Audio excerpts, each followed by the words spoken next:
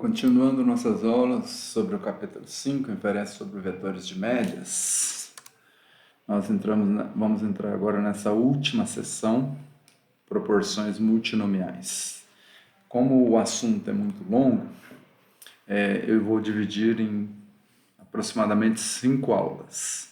Nessa primeira aula, eu vou falar sobre os conceitos básicos das proporções multinomiais. Então, vamos fazer inferência sobre proporções multinomiais, vamos falar sobre os conceitos básicos inicialmente, depois vamos falar dos estimadores de máxima verossimilhança, depois vamos falar inferência via teorema do limite central, e depois via razão de verossimilhança. E, por fim, estimação por intervalos de confiança simultâneos. Se não precisar dividir mais, será essencialmente isso. Então, nessa primeira parte dessa sessão, vamos falar sobre os conceitos básicos, fundamentais aqui. Então, os dados categóricos possuem tratamento especial na literatura.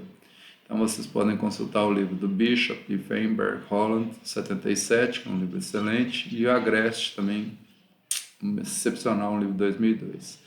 As variáveis categóricas, elas possuem respostas cuja escala de medida consiste em um conjunto de categorias. Um exemplo ocorre quando mostramos plantas e as classificamos quanto aos sintomas de reação a uma doença específica. Uma planta, ela é classificada, por exemplo, como sadia, levemente infectada, moderadamente infectada ou severamente infectada. Então, nós temos 4 categorias nesse caso. Um animal, por exemplo, podemos classificá-los de acordo com a reação a uma certa doença, por resistente, tolerante ou susceptível. Então, teríamos 3 categorias para essa variável reação à doença. Basicamente, 3 modelos probabilísticos são utilizados para lidarmos com dados dessa natureza: o modelo binomial, o modelo multinomial e o modelo Poisson. Então, nós vamos fixar aqui nosso conhecimento no modelo multinomial. Enfatizaremos, sem um aprofundamento teórico, os modelos multinomiais. Não vamos aprofundar em demasia nisso aqui não. Tem os livros que eu citei. No meu livro de probabilidade eu trato um pouco melhor essa distribuição, e vários outros livros específicos, material na internet, vocês podem encontrar com mais profundidade do que eu vou tratar aqui. Vamos considerar uma amostra aleatória de tamanho n, obtida de uma população classificada em P categorias mutuamente exclusivas. Então, aquelas categorias das plantas, P igual a 4, dos animais, aquelas de reação à doença, nós temos P igual a 3 categorias. Então, P, número de variáveis, vai se referir ao número de categorias. Então, cada categoria vai ser tratada como se fosse uma variável diferente. Cada unidade amostral independente, identicamente distribuída, tem realizações em somente uma das P categorias, ou classes. Então, se o animal é doente, ele não pode ser tolerante nem suscetível. Se ele é tolerante, ele não pode... vamos voltar aqui. Se ele é resistente, não pode ser tolerante ou suscetível. Se ele é tolerante, ele não pode ser resistente ou suscetível. Ou se ele é suscetível, ele não pode ser, ao mesmo tempo, tolerante ou resistente. Então, ele só tem resposta, ao sortear um animal, ele só tem uma das possíveis categorias. Ou ele é resistente, ou ele é tolerante, ou ele é suscetível. Se a gente tratar isso como P variáveis, no caso 3, então, ele vai ter resposta... a gente vai codificar nossa variável como resposta 1 ou 0. 1 se ele for resistente, então, e 0 se ele não for. Se ele for tolerante, vai ser 1 na segunda variável, entre aspas, variável, segunda categoria, e 0 se não for. E na terceira categoria vai ser 1 ou 0. Então, se ele for 1 no resistente, ele vai ser 0 nas outras. Se ele for 1 no tolerante, ele vai ser 0 nas outras, porque ele só pode assumir uma das categorias, ele não pode ser 2 coisas ao mesmo tempo. Uma planta não pode ser sadia, não pode estar levemente infectada, com uma infecção baixa, pode estar moderadamente infectada ou severamente infectada por uma doença. Então, ela é classificada em algum tipo em alguma dessas categorias, e não mais de uma, apenas uma. E se nós considerarmos, então, que YJK é a variável aleatória correspondente à jésima unidade amostral, jésimo animal, a jésima planta, da késima categoria, então J para a unidade amostral e K para a categoria particular, cujas possíveis realizações são 1 para o sucesso, 1 se ele pertencer àquela categoria e 0 para o fracasso do evento. Se pertence é 1, se não pertence à categoria, se ele tá caracterizado com aquela categoria, então é 1. Se não está, é 0. Se houver sucesso, valor 1 na késima classe ou categoria, as demais da unidade amostral considerada será, jésima unidade amostral, as demais categorias terão como realização o fracasso, valor 0.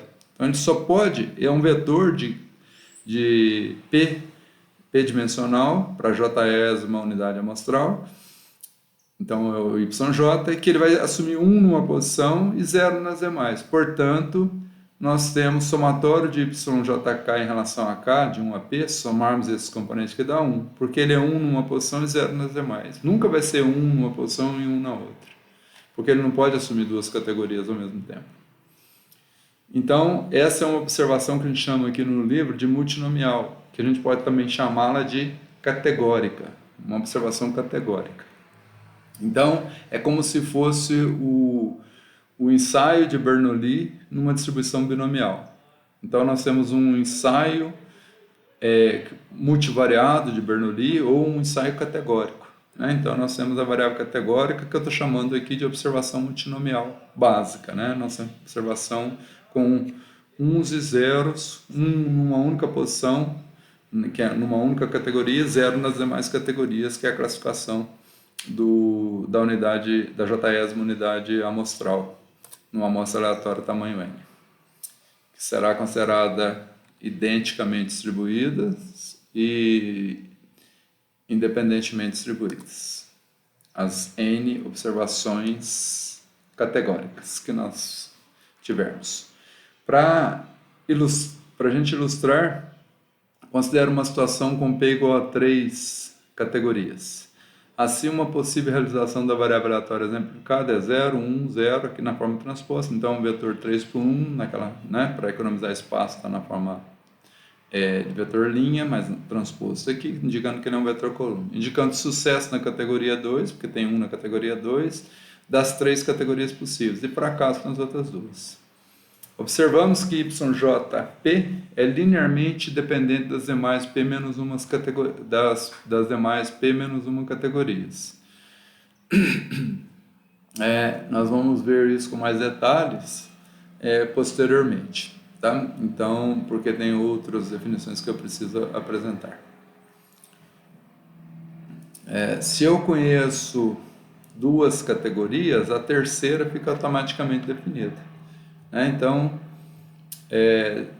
no caso aqui de 3, né? Se eu conheço P-1 categorias, a P-ésima fica automaticamente conhecida. Daí, essa linearmente dependente, uma das categorias é linearmente dependente das P-1 demais. Aqui a gente vai fixar na P-ésima. Podia ser a primeira linearmente dependente das demais, das remanescentes, da segunda em diante, P-1 categorias remanescentes, das demais P-1 categorias. Para a amostra aleatória tamanho n dessa população, obtida em n independentes ensaios categóricos ou multinomiais, ou ensaios multivariados Bernoullis, que seria a generalização do ensaio Bernoulli para mais de duas categorias, porque a Bernoulli é quando apenas tem duas categorias. Então, nós temos, quando acontece em uma delas, é sucesso, quando acontece na outra, é fracasso. Então, é o caso binomial, né? Quando a gente... a Bernoulli as peças montadoras, né? Os tijolos de construção da distribuição binomial. E a multivariada, a Bernoulli multivariada, seria ou o dado categórico, a distribuição categórica, é a peça, os tijolos básicos da construção da multinomial, que é a generalização do caso binomial. Então, se nós somarmos o YJK em relação agora a J de 1 até N, nós vamos ter o número de... Veja que a categoria K está fixada, para cá pode ser qualquer um das P categorias, nós vamos ter um número aleatório de indivíduos que foram classificados, de elementos, de unidades amostrais que foram classificados na késima categoria. Então, xk aqui é o número aleatório de elementos amostrais que pertencem à categoria K numa amostra aleatória de tamanho n, em n independentes ensaios multinomiais ou em n independentes ensaios categóricos, para K variando de 1 até n. E a realização dessa variável, o valor da variável aleatória xk, nós vamos representar por n índice K. Então, as contagens x1, x2, xp, para todos os casos, quando K for 1, nós vamos somar todos os vetores que tem 1 na primeira posição. Então, nós vamos somar para a primeira posição de todos os vetores dos elementos YJK com K igual a 1, né, nas N observações. Ou seja, nós vamos somar a primeira posição aqui de todos os YJs. Depois, quando K for 2, nós vamos somar todos os Y2 da segunda categoria, e assim por diante até a PS. Então, nós vamos ter o número aleatório de indivíduos na categoria de elementos amostrais na categoria 1, número de elementos amostrais da categoria 2, e assim por diante até a categoria P. Então, nós temos o vetor aleatório das contagens do número de realizações de sucessos em cada categoria. Número de sucessos, né? Quantos indivíduos são da categoria 1, quantas plantas são suscetíveis, quantas plantas, animais, né, são suscetíveis, quantos são tolerantes e quantos estão doentes, são doentes. Então, nós teríamos 3 categorias aqui, e os x1, x2, x3 representariam o total de indivíduos numa amostra tamanho n que são pertencentes a cada um deles, o número aleatório. Quando a gente realizar a amostra, nós vamos ter N1, N2 e até NP, né? No caso de 3 categorias, até N3. Então, essa contagem é que possui distribuição multinomial. E nós denotamos ainda π índice K, que é a probabilidade da variável aleatória categórica na késima unidade, na jésima unidade amostral da késima categoria, assumir o valor 1, ou seja, a probabilidade do indivíduo J pertencer à categoria K.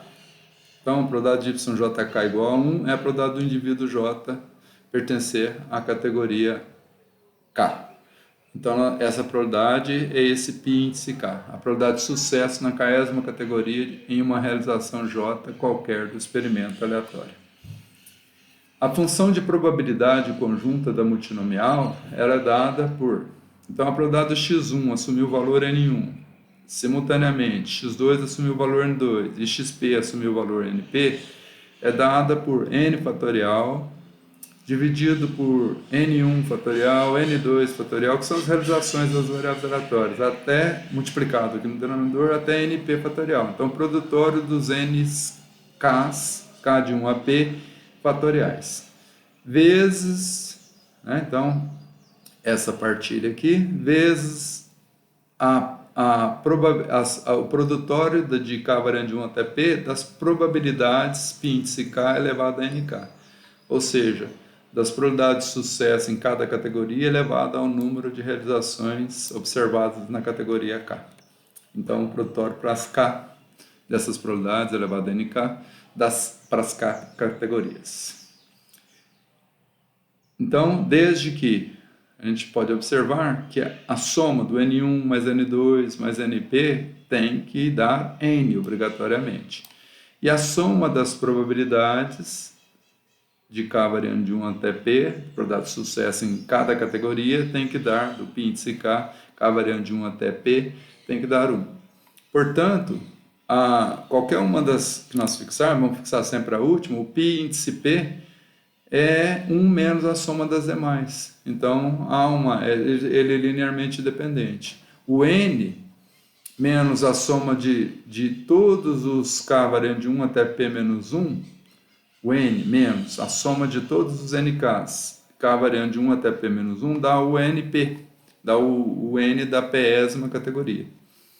Né, o número de indivíduos que foram classificados na categoria P. de elementos amostrais que foram classificados na categoria P. Então, a dimensão real desse modelo ele não é um modelo na dimensão P, ele é um modelo na dimensão P-1, porque existem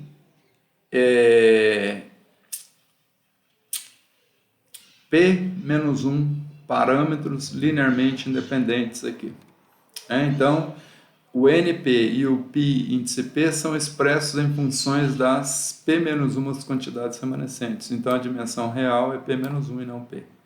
Por causa dessa combinação linear de qualquer um deles, né? A gente está fixando o NP e o π índice P para falar isso. Mas podia ser o N1, a combinação linear das demais.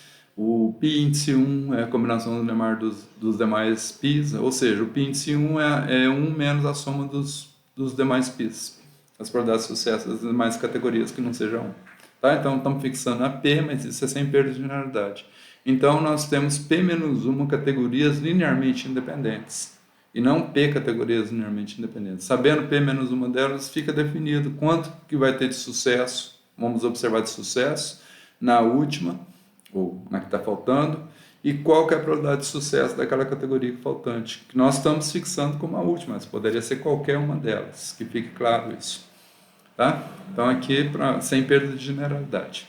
As médias, as variâncias, que tanto faz fixar qualquer uma delas. As médias, variâncias e as covariâncias de x1, x2, xp são obtidos como nós vamos descrever na sequência aqui. Vamos mostrar como obter a esperança dos x índice k, e para cá variando de 1 até P, e quais são as variâncias do x1, x2, xp, e quais são as covariâncias de duas dessas variáveis, x1 por x2, x1 por x3, etc., xk e xk'.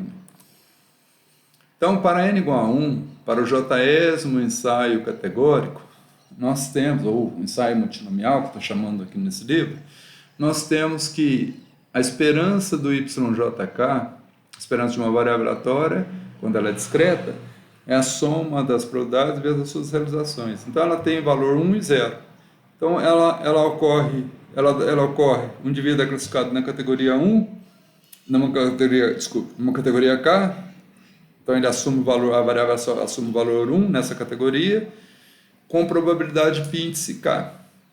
E assume o valor 0 com probabilidade 1 menos essa probabilidade, né, que é a probabilidade complementar. Então, 1 vezes a probabilidade do yjk ser 1, né, de ter sucesso, dele ter sido classificado na categoria K, e 0 se ele for classificado em outra categoria, cuja probabilidade é 1 menos a probabilidade de sucesso na KS, né, com o complemento dessa, que é a soma de todas as outras probabilidades. Ora, para já ficar em conotação com o modelo multinomial, quando o n é 1, dá exatamente isso aqui. Isso aqui é uma anotação, não quer dizer que é independente não, gente. Estou falando que é independente não, esse produtório aqui das probabilidades. Se o n é igual a 1, isso aqui dá 1, e, portanto, essa parte aqui, esse produtório, vai estar elevado, é um monte de n são 0, só um que tem igual valor 1, né? E o n total é 1. Então, se o n for 1, isso aqui dá 1, e esses π, vai ser π elevado, π1 elevado a 0, por exemplo, π2 elevado a 0, o π índice k vai ser elevado a ao nk, que é 1, e os demais vão ser elevados a 0. Então, alguns autores usam isso, eu estou usando aqui, então aqui é essa anotação aqui. Então, π índice k elevado a 1, o resto é elevado a 0. Isso não quer dizer, é produto das probabilidades acontecer esse evento, acontecer fracasso na categoria, fracasso na outra, na KESMA, um sucesso, e nas demais, 0 de novo. Então, só tem um sucesso na KESMA. Então é produto das probabilidades porque ocorrer isso, então é produto porque é independente. Não é independente, né? Claramente não é independente. Se ocorre um sucesso numa categoria, limita o que acontece nas outras. Então, não é independente. Então, isso aqui é só uma anotação para dizer que a probabilidade disso aqui ocorrer é π índice k, né? Daí que sai o π índice k. É uma anotação diferente. E aqui, não importa qual vai ser essa probabilidade, vai ser 1 menos π sobre k, mas vai estar multiplicado por 0 essa parcela. Então, 1 vezes essa probabilidade π índice k é π índice k. Então, a esperança da variável aleatória categórica da KESMA componente do vetor, lembrando que a esperança de um vetor é a esperança de cada componente. Então, a esperança do KESMA componente do vetor y, j, então, que é o YJK, é π índice K. A partir da amostra aleatória, sendo xk a soma das esperanças dos YJK, temos. Lembrando que o YJ1 é independente do YJ2, porque são elementos amostrais sorteados, né? É a amostra aleatória, como eu estou falando, né? Então, nós temos uma amostra tamanho N aleatória. Então, mas se não fosse independente, isso é irrelevante para o que nós vamos fazer. Então, nós vamos calcular a esperança do XK, é a esperança dessa soma. A esperança da soma é a soma das esperanças, independentemente se existe independência ou não. A independência não é relevante, mas nesse caso existe, mas seria irrelevante. Estou falando entre observações diferentes, né? Estou variando J para a mesma categoria agora fixada. Tá? Então, indivíduos, elementos amostrais diferentes. Então, isso é independente. Então, a soma das esperanças, a esperança do YJK, acabamos de mostrar que é π índice K, então a soma disso é N vezes π índice K. Né? Porque eu vou somar uma constante, eu estou somando em relação a J e não em relação a K. Então, é π índice K mais π índice K mais π índice K, N vezes. Então, N vezes π índice K. E sendo independente, eu não daria o mesmo resultado, mas é independente, isso não muda nada. Devido ao fato do YJK ter valores 1 ou 0, então a esperança do YJK e a esperança do YJK ao quadrado é a mesma. Então, se a gente vai calcular a esperança de uma variável aleatória ao quadrado, é uma função da variável aleatória. Então, a gente usa a lei do estatístico preguiçoso para calcular a esperança. Então, a gente pega a função que nós queremos calcular a esperança, é o valor da variável aleatória ao quadrado vezes as probabilidades. Né? Então, a probabilidade do YJK ser 1 vezes YJK o 1 ao quadrado. E a outra probabilidade é a probabilidade do YJK ser 0, que é 1 menos a probabilidade dela ser 1. Então, 0 ao quadrado vezes isso. Ora, 1 ao quadrado dá 1, então essa probabilidade, e 0 vezes qualquer coisa é 0, então essa probabilidade vai dar a mesma coisa. Então, essa esperança vai dar a mesma coisa. Tá, então, a esperança do YJ é igual à esperança do YJK, nesse caso, ao quadrado, que é π índice K. Assim, a variância do YJK é a esperança do YJK ao quadrado menos a esperança ao quadrado do YJK. Ora, isso é π índice K e isso também é π índice K ao quadrado, né? Porque está ao quadrado aqui a esperança, que nós acabamos de encontrar. As duas são iguais. Então, essa menos essa ao quadrado, que é a esperança ao quadrado dessa quantidade. Dessa quantidade que é isso. Então, pondo π índice K em evidência, fica π índice K que multiplica 1 menos π índice K. Que é o que a gente fala lá, P vezes Q, né? Probabilidade de sucesso vezes probabilidade de fracasso, na binomial. Se considerarmos os N ensaios multinomiais, fazendo no paralelo, né, gente, com o caso binomial. Se considerarmos N ensaios categóricos independentes, a variância do XK é a variância da soma, que o XK é a soma, agora em relação a J, em relação a diferentes indivíduos amostrais. Então, fixada a categoria K. Então, depois eu mudo o K para 1, para 2, para 3, para P, eu tenho as variâncias de cada X desse aí. Então, mas é igual para todos os componentes, a expressão geral é igual. A variância da soma é a soma das esperanças. Quando que isso acontece? Somente quando nós temos variáveis aleatórias independentes. Então, aqui, por isso que eu frisei lá atrás, independência lá era irrelevante para fins de esperança, mas para a variância é muito importante. Como a amostra é uma amostra aleatória, então nossos YJK, variando J, eles são independentes. Então, a variância da soma é a soma das variâncias. Não tem covariância por causa da independência entre diferentes indivíduos para a mesma categoria. Então, a soma das variâncias, a variância acabamos de calcular que é isso. Então, eu vou somar em relação ao índice J. Então, é essa quantidade, mais essa quantidade, mais essa quantidade, N vezes. Portanto, é N vezes π índice K, que multiplica 1 menos π índice K, que é o NPQ lá da binomial. Mesma expressão. Então, a variância... As esperanças é π índice K, então se eu pegar a esperança do vetor completo, vai ser π índice 1, π índice 2, etc., π índice P. Eu tenho um vetor a esperança do YJzão são os π's, né? 1, 2, 3 até P. E as variâncias da matriz de variância e covariância vai ser essa quantidade aqui, ó, né? As variâncias do aliás, do vetor y vai ser essa aqui na diagonal. E do vetor x vai ser essa aqui. E a esperança do vetor x, lá, o xão, né, que é a soma na amostra inteira, vai ser nπ, né, np1, np2 até npp. Então aqui já achamos, no vetor x, nós já achamos os valores da diagonal, que vão estar com as variâncias dessa matriz de variância e covariância. Para obter agora a covariância das variáveis aleatórias somadas duas a duas, então pegar a késima e a k'ésima categorias, as duas categorias, k e k'linha. K é diferente de k'linha, obviamente, porque se for igual a k no caso anterior. Variando de 1 até p, procedemos da seguinte forma. Então, vamos calcular a covariância do yjk com yjk'. Então, nós precisamos achar essa esperança aqui, que é a definição de covariância. É a esperança do produto menos o produto das esperanças. O que acontece? Para calcular eu tenho que pegar a distribuição conjunta aqui. Então, a probabilidade de yjk vezes yjk', então, fixado J, né? K é diferente de K'. Então, probabilidade, quais são os valores que cada uma dessas ocorre? 1 e 0. Então, é 1 e 0, 1 e 0. Então, tem 4 possibilidades de valores. 1, 1, 1, 0, 0, 1 e 0, 0. Ora, 1, 1 vezes a probabilidade do yjk ser 1, e são duas categorias diferentes, com o mesmo indivíduo, jk ser igual a 1, jk' ser igual a 1, isso é 0. Por que é 0? Porque é impossível o indivíduo ser classificado na categoria K, se ele é resistente, ele não pode ser doente, ou ele não pode ser tolerante. Ou ele é suscetível, ou ele é tolerante, ou ele é doente. Ele não pode ser suscetível e tolerante, suscetível e doente, né? Para duas categorias diferentes ao mesmo tempo. Então, essa parcela desse produto vai dar 0.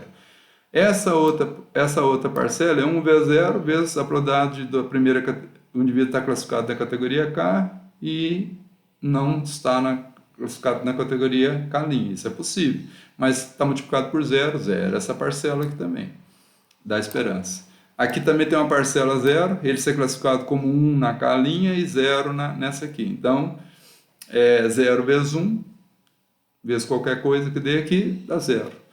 E a última, 0 vezes 0, ele não está classificado nem na K, nem na K'. Está em outra categoria das P categorias. Então, mas tem 0 multiplicando, essa probabilidade aqui, ela existe, mas isso aqui dá 0. Por causa desse 0, 0 aqui que está multiplicando, né? Uma parcela 0. Então, o que aconteceu? Essa esperança é igual a 0. Essa esperança do produto é igual a 0. Essa esperança aqui é o π índice K e essa aqui é o π índice K'. Então, substituindo por 0, π índice K vezes π índice K', nós temos 0 menos o produto de π índice K menos π índice K', e, portanto, dá isso aqui. Esse produto aqui, negativo. Então, a covariância é negativa. Então, obviamente, porque se ele é classificado num, não pode ser no outro. Então, quando uma variável tem um valor aumentado, a outra é diminuída. Né? Então, se ele está numa, não pode estar nas outras. Então, a correlação é negativa. A covariância é negativa, portanto. Como queremos obter a covariância da soma, né, dessas variáveis aqui, que é o xk com xk', o que nós temos? Então, a covariância de K com xk', o que é o xk? É a somatório é a covariância do somatório do yjk e jk'. Então, é a somatória dessas covariâncias individuais. Então, vai ser a soma das covariâncias dos yjk's K', que são os componentes dessa variável. Tem uma soma aqui, e eu vou aplicar a covariância nessa soma com essa outra soma. Então, eu tenho para o mesmo indivíduo J com J, depois o indivíduo J com J'. Todas as combinações J com J', né, covariância de todos os pares possíveis. Quando for indivíduos diferentes, em todas as combinações possíveis. Quando for indivíduos diferentes, é amostra aleatória, então é independente, então nossa covariância é nula. Então só tem covariância nos pares. Por isso a covariância de uma soma dos yjk em relação a J, com a soma dos yjk' em relação a J, vai dar só a soma das covariâncias só para os pares do mesmo indivíduo, J com J', porque os pares de indivíduos diferentes vão ser todos nulos. Então, eu vou ter essa soma aqui, que é a soma dessa covariância que nós acabamos de encontrar. Π índice K vezes π índice K' é negativo. Então, tem isso uma vez, duas vezes, quando J for 1, quando J for 2, somando em relação a J, até Jn, a mesma expressão, N vezes. Então, menos N, π índice K vezes π índice K'. Porque todas as covariâncias para os duplos produtos diferentes observações J e J' são nulos, por causa da independência da amostra aleatória, estou somando em relação a diferentes indivíduos aqui. O interesse é realizarmos a inferência, então nós temos já todas as covariâncias, nós podemos montar a matriz de variâncias covariâncias.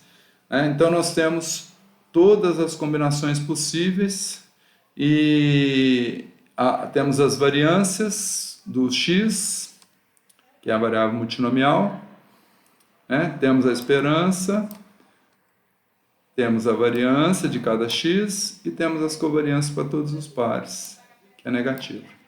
NP índice K vezes π índice K, vezes π índice K'. Então, para isso, numa primeira etapa, para fazer inferência sobre os parâmetros desconhecidos, π índice K variando de 1 até P, numa primeira etapa nós vamos obter os estimadores de máxima verossimilhança de π índice K, que vai ser a nossa próxima aula. Então, nós vamos começar a partir daqui, construir a função log verossimilhança e a partir do modelo multinomial que a gente já havia mostrado anteriormente. Esse é o modelo multinomial, porque o que nós observamos? Nós observamos dados categóricos, e o x já é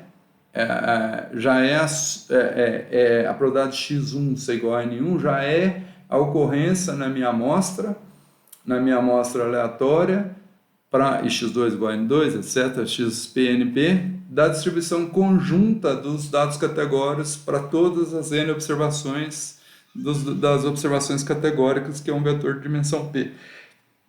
Portanto, isso aqui já é a própria função de verossimilhança. A função de probabilidade conjunta dos x já é a própria verossimilhança, que a nossa amostra é só observar um conjunto de n1, n2, np, cuja soma dá n. É isso que nós fazemos. Então, para achar log verossimilhança, a função suporte, basta tomar o logaritmo dessa função. E aí derivar igual a zero. Tem algumas restrições que nós vamos fazer na próxima aula. Então, nós vamos começar do item 33, que nós vamos falar na segunda aula, de estimador de máxima verossimilhança. Então, nós vamos continuar com esses conceitos fundamentais, que nós acabamos de aprender agora, para estimarmos os parâmetros através do método da máxima verossimilhança. Maximizar a função de verossimilhança, que é maximizar a probabilidade de nós observarmos aquilo que nós observamos. Dado qual é o parâmetro, o valor do vetor de parâmetros, π, que maximizaria aquela probabilidade de encontrar aquilo lá. Aquela função de probabilidade, dado os dados que nós observamos. Então, eu espero que vocês tenham gostado. Infelizmente, eu tenho que quebrar essa aula para não ficar gigantesco, senão ela fica muito gigante. Então, eu sei que os assuntos têm uma sequência muito boa de ser seguido imediatamente, mas não tem jeito, senão vai ficar muito grande. Eu não quero aulas muito grandes, algumas já são, não tem jeito de quebrar o assunto, então, mas a maioria eu quero que seja pequena. Então, até a próxima aula, espero que vocês tenham gostado.